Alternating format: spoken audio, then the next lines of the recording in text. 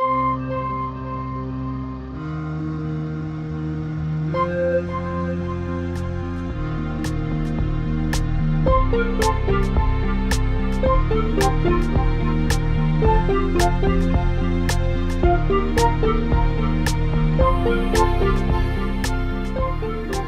to ADRRN Dialogues. Across Asia, communities are responding to increasingly complex disaster risks, while organizations continue to adapt, innovate, and learn alongside them. They're grappling with some of the biggest questions facing the sector today, whether it's climate change, disaster risk and resilience, to localization, humanitarian reform, inclusion, financing, and community leadership. In this season of ADRRN Dialogues, we sit down with members of ADRRN's executive committee to explore the ideas, experiences, lessons, perspectives, and debates that are shaping the future of disaster resilience across Asia. So today we're joined by Mayforth Luneta, Vice Chair of ADRRN and Deputy Executive Director of the Center for Disaster Preparedness in the Philippines. For more than 2 decades, Mayforth has championed community-led approaches to disaster risk reduction, helping communities strengthen their own capacity to anticipate, adapt, and recover from crises. In this conversation today, we'll explore community leadership, innovation, participation, and what it truly means to put people at the center of resilience building. Welcome, Mayforth. It's great to have you with us today. Happy to be here, Shruti. Happy to be here. So, Mayforth, you've spent nearly 25 years at the Center for Disaster Preparedness working on community-led action. What keeps you committed to that approach, and what does it really look like when it genuinely works? What makes me committed? Well, I guess people would say I'm married to this. Because uh, what makes me committed is when I see our vision uh, to be part of a reality. Bit by bit, in different communities that I've worked with, when you see that your vision is coming into a reality, that inspires me more to hold on, no matter how very, very challenging it is. Because as you were saying, we have more disasters now, not only more, but bigger disasters now, more challenges now when it comes to socio-economic, political part. If you want to give up, it's easier to give up than not to. But I would choose not to, because if I see a glimmer of hope that one community were able to withstand one disaster after another, I will continue to help as much as I can, and in the modest way it can be. I will, so that we can save a lot. You talked about your vision that you have that you're working towards. So, what is this vision? Our vision is to have safe, resilient, developed communities that can be able to stand and fight against the vulnerabilities or the root causes of disasters. We see that it's working.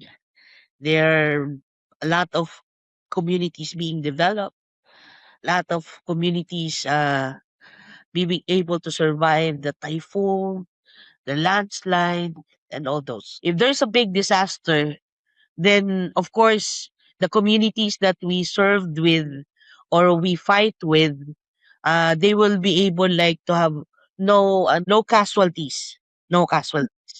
So we're happy about it, right? But Treaty, you see, houses are really uh in bad shape. Their food, their livelihood is also very much affected, but at least they're alive. So the balance of them being alive and saving as much as everything in their parts of life, livelihood, houses, uh, there's a lot of things that you will fight for. But as long as you would see a glimmer of hope, you should continue. The good thing is there are so many ways how the communities were able to cope, so many ways on how they try to fight innovative solutions, so that they would be able to come out of it alive, well, and resilient. And we're also thinking about not only being resilient, but resistant. Resilient is like, this is a bamboo. When there's wind, it goes like that. And then when there's no more wind, it goes back. Like, we're able to stand again. But resistance is like, even there's wind, there's earthquake, there's lightning. It's like that. It stands firm. That's what we want in our communities. But for that to happen, I think we still have a long, long way to go. And that would not only be like one national thing. I think it would be like a cooperation of different nationalities in the region and even global. When we talk about the term community led, it's a phrase that's widely used across the sector. It's a textbook phrase in many a sense, but what does it actually mean in practice? And how do you know when a project is truly community led versus one that just uses the language? One measurement of it is that when you ask the people what's the community led action is, if they say it that it is their own action, and if they say it with gusto and able to tell you all the details, then that is community led. And even show you the showcasing and everything. If they're able to do that, that is community led, meaning they own it, they lead it, they decide upon it. That's community led. But in our work in disaster risk reduction and climate change adaptation, sometimes some communities are not that confident because most likely other agencies or other um, partners would want them to be at the backside of it, or they would just say, like, when there's participation, it's already community led. I guess, and at some point, participation is one big thing, but it's like the more participation, the more decision making being done, that is community led. Other as compared to just participating, you see, or like they would say tokenism, those things. So for us, um, we are partners of the communities. We are there when we are needed, and we give the effort that is needed. So if you see the communities, they can do a lot of things, then let them. You just probably assist in something or suggest if you see that they don't have like this yet, and you see it in other communities that it works, you can suggest like that. But if some communities, they don't have still they don't have other strategies, and you think you can help out, then you give more, share more, capacity. We should call it capacity sharing. You share more, and then if they decide that they can embrace it, then let them be. So we are just there to be like just a support. If you see, it's just like a movie treaty. Okay. Um, if you have movie star, you give me a name of a movie star in India. Shah Rukh Khan. Shah Rukh Khan. Okay. And then usually they have sidekicks, right? Yes. Yeah, especially in Indian movies, I like it because they do a lot of dancing. Um, but the thing is, the the number one actor is the one who leading everything. For us in the realm of community led, the Charlacan is the community, and we are just the sidekicks. Nisbat, you talked about participation earlier, defining what participation genuinely means in terms of community being involved or really taking accountability and ownership for how they're involved. But when we talk about community participation in DRR and climate change adaptation, there's a vast system that comes into play with many stakeholders at various levels of the community. So, whether it's people in the community facing those risks directly, or local governments, civil society organizations, or more, how do you bring these together to shape action that is truly rooted still in the broader sense of that community? Our role is more of a connector, you see. So in the community, we will always start with what is the problem. When you go to the community, the people already usually would say, our problem is our river dikes are always being flooded, and so our farms are being flooded as well. And the our soil is eroded and things like that. So what do? Then maybe we can look for solutions. What solutions do you have? Well, our neighboring community, they have this technology of using bamboo as dike. Can we also do something like that? But we don't have resources, things like okay, we have a project.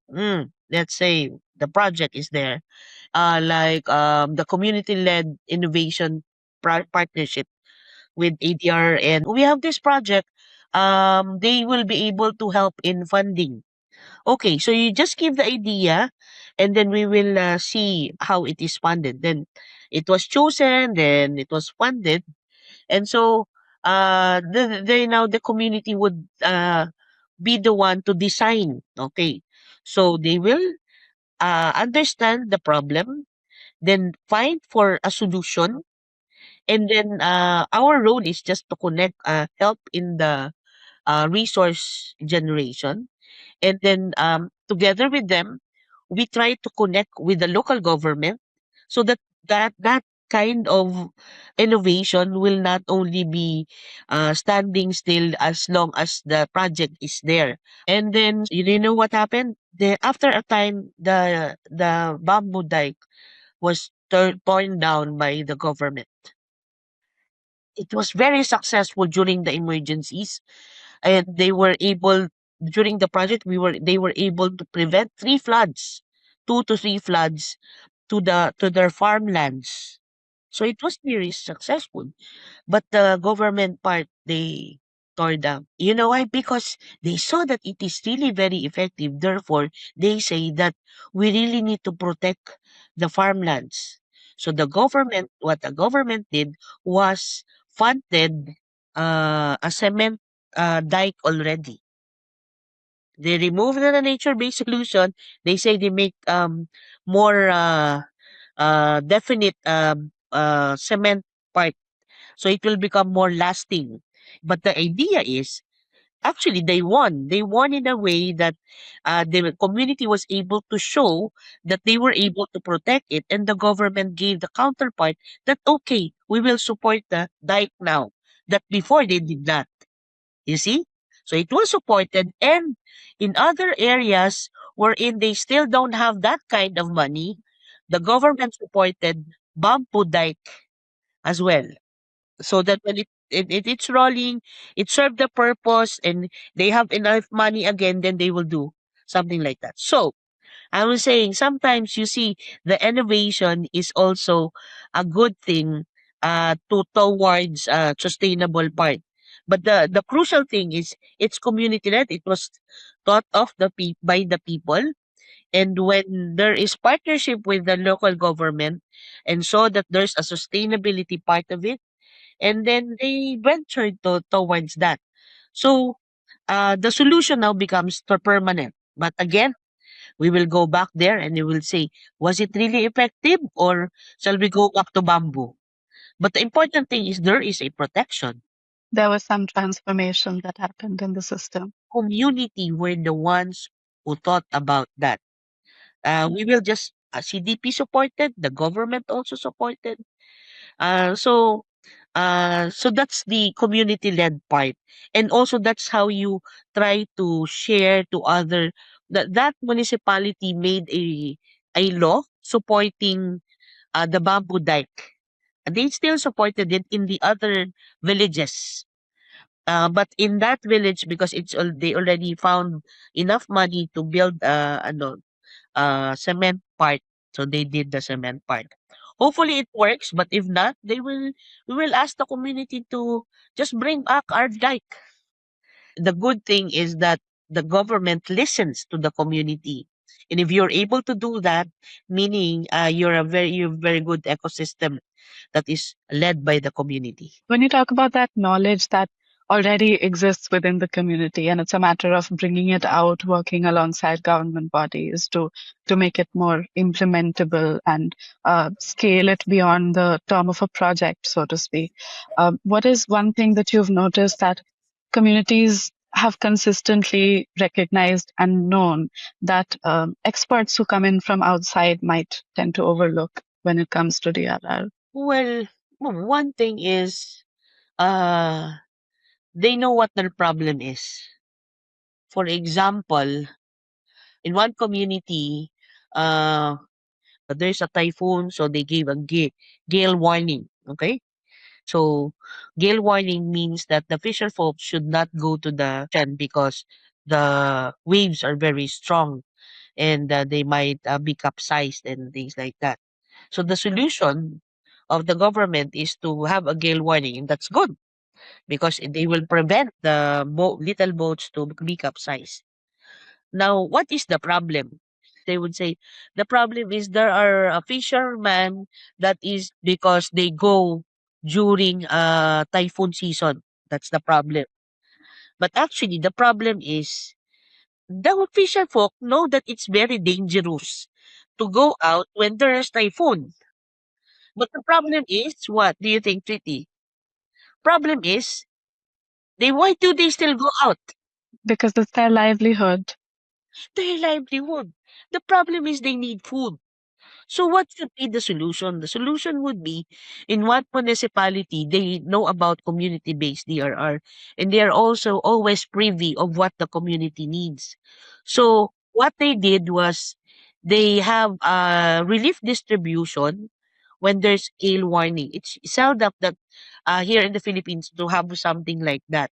But they try to give relief even if there's no typhoon, but the waves are very high because they just to prevent the fisher folks to go out. So that's one solution that the the government can do. Another solution is actually supporting fish sanctuaries that are very the near the shore. So what they did, the community have this artificial sanctuaries that they have bamboo, they put a lot of they tie it under the water, and then they put different things there under the water with the bamboo as triangle and everything, and then it created some sort of coral reef. And then they have this village law, that nobody will go fishing there, even if there's already a bit of fish coming up. And then, but not only, but only when there is typhoon or there's coming typhoon, you can now fish. But because it's very near the shore, the fisher folks can go there, get some fish, then go back, and then it's easy. So that's one solution taught by the communities, supported by the local government, and also by CSOs like us. We now try to have a video about it and then promoted it to other partners as climate change adaptation and disaster risk reduction solution that you can share to other villages so that they can copy. One is they know their problems. Second, they know their environment. Third, they know their culture. So, and fourth, which is usually being not noticed, is their capacities. The local capacities, the people know that, and we should always ask them first and let them explain first before we go into making a grand solution for them. So that's why it's actually when you say community led, when you say community based disaster risk reduction, our hub CDP leads the community-based disaster risk reduction management hub. The key role there, it's easy in a way that you do not do all the work. It's easy in a way that because the people know what they want and they need, and they can even give you a lot of suggestion for the solution. First, you talked about the capacity that the communities already have and that they understand about themselves and the context that they live in, the risks that they face. What does that capacity building mean to you, to ADRRN as a network, and how is it different from the way that the sector might approach it in a more conventional sense? Okay. Yeah. So, CDP is a resource center. We call it our organization as a resource center. We do a lot of capacity development or capacity sharing. In our organization, we also do TNA. We also have our module, but we usually do a lot of contextualization. That's one good thing. Right now, the good thing now we have this LLA, our project with SIDA. We have this different cross learning among hubs. That's why CBDRM hub as well as the earthquake risk management hub, they cross learn. So it's not no longer that, oh, we have training on this, so we'll give you like, no, what we did was, yeah, that's good, but we also have something like that, the earthquake thing. So but maybe what we can say is you share your earthquake risk management styles. What tools do you use? What materials you use for earthquake resilient houses? Then we will also share ours. And then so instead of a TOT, we came up with maybe we have sharing earthquake risk management. And it became a hit. I mean, the community people was there, the engineers was there, the a local mason was there. So that's one thing, no? Meaning you build on what already is there. You do not build out of nothing. That's one principle in capacity sharing. Uh, Now, secondly, now we have in CBDRM Hub, this one is supported by ELRA and ADRN, of course. Um, we are now trying to make an updated community-based DRR module. Of course, in the region, everybody's doing community-based DRR. Now, we call it community-led or locally led solutions. Then there's a training on that. So we say, okay, we now try to ask our community BDRM hub members and share with us their experiences in locally led solutions. And what are the things that we should look into so that we will be able, everybody can train other communities on that. So what we did was we asked different partners, different members of the CBDRM Hub to share their stories in community-led or locally led stories that are successful or even not so successful. And then after that, based from that, we make a module.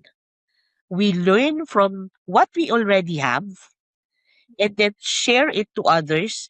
And then probably you can say, well, that's what they call localization, or that's what they call shifting the power. But it's not like you get from here and you try to explain it here. No, treaty. The good thing in capacity sharing is you learn from what the experiences is, what works. And then now maybe you can relate it to the international concept later. It's not the other way around. You learn, you share what you learn and what works. That is capacity sharing. If you do not see that it works in your local area, why then share it? So the thing is, when we say about capacity sharing, it should emanate from what the community learns and know. After the training, we try to make the learning environment doable. Like for example, you learn about indigenous knowledge, right? Right. uh they know about indigenous knowledge, and then other communities would like to learn on that. So the younger generation do not know already some indigenous knowledge. That's one thing that we are having a problem with. So when you do capacity sharing, we will always try to find ways on how to mainstream, or how uh to support this kind of learning. If we need resources, we need partnerships, or we need learning platforms to support it. It should always be, it comes with that. It's not like just a training thing, and after that, no more follow up, no more questioning. There should always be a evaluation of whether this training brought change to us. So just to build on what you've been talking about, where those capacities lie, what learning share, what knowledge sharing is. If ADRR and member organizations want to do one thing better when it comes to keeping communities at the center of their work, what would you tell them?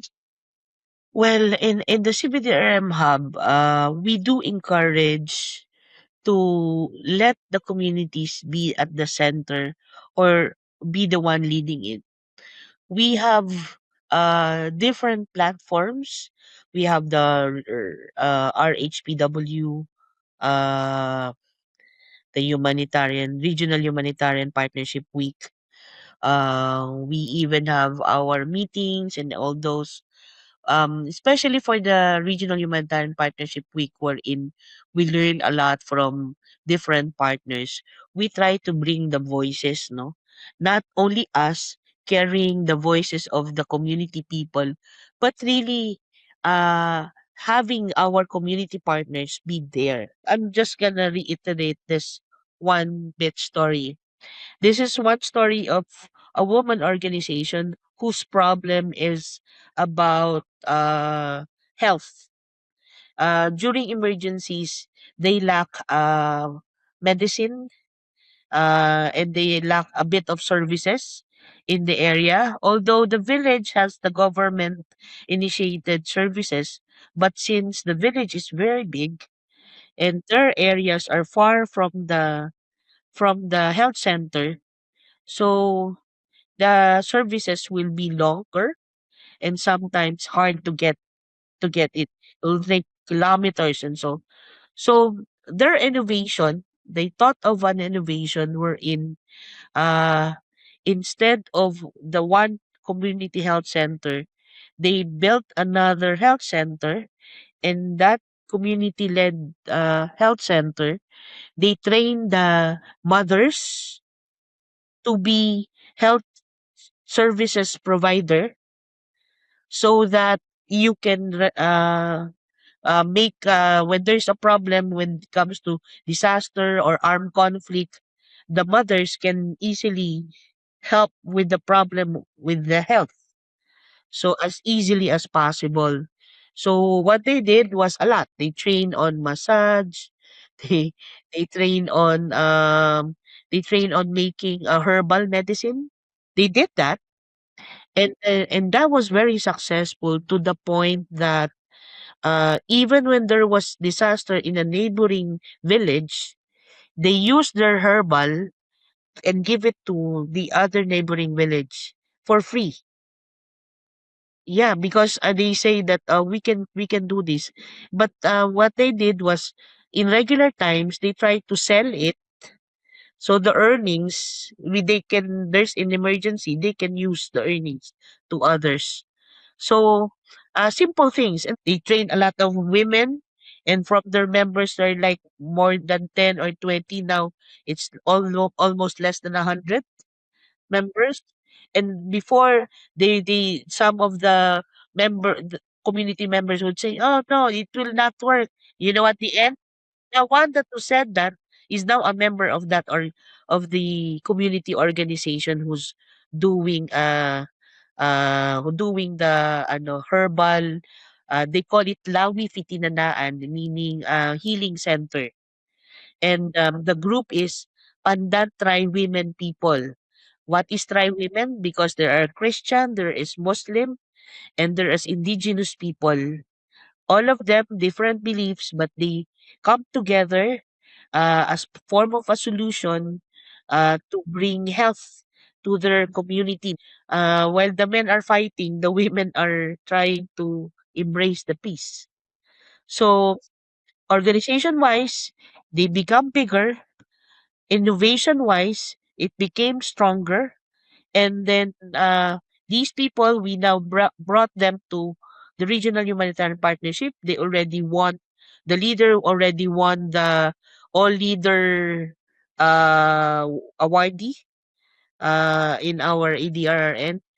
So I heard from one of the, I think, INGOs who attended the RHPW, and then one of our session wherein we have with us our community partners who are already sharing they what their experiences are. And they said, though, this one is really community led because it's not bringing only their voices, but they are bringing their own voices to those platforms. If we make more meaningful participation of our partners in these platforms, then it makes it easier for other groups or other sectors or other partners to understand them better and better support them. So I think that's one. Number two, uh be a real supporter and partner of the communities, not a competition of the communities. We at the CBDRM Hub and ADRN, we do not compete with our communities.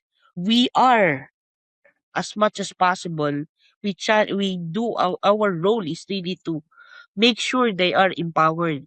And there should always be a thought of us at the long term that our role is less and less, or probably more also.